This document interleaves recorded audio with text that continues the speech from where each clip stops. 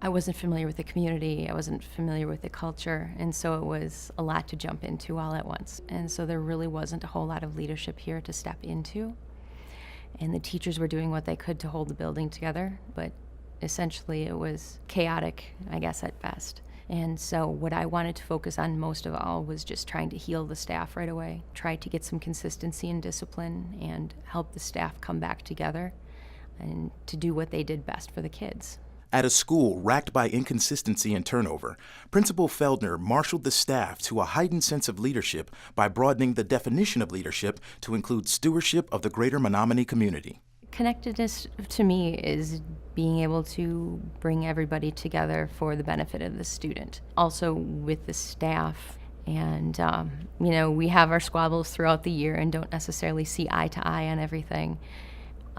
But in the end, it all comes down to the kids. And I know that when I have teachers that are, not seeing eye to eye on something in one of their department meetings or common planning time meetings, it always comes down to they have different visions of what's best for the student. It's not personal, individual, or anything like that.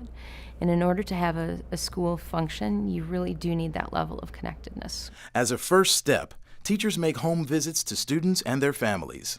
A lot of the home visits that we do a lot of front loading with our incoming 6th grade and try to have a successful transition year for them.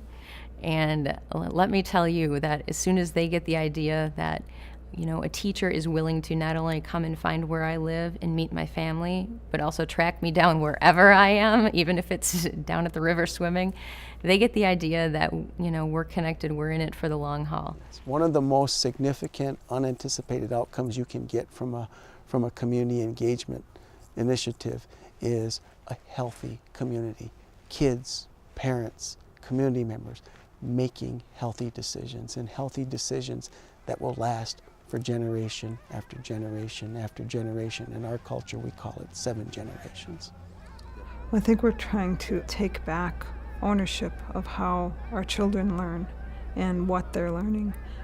We know it's important that they learn everything else that the rest of society learns, but how they learn that is more important, because it's going to build self-esteem and strength within themselves, but also enable them to be equipped with the tools they need, and they need to have a sense of who they are. And I think our schools are doing that, taking back how we're going to teach them.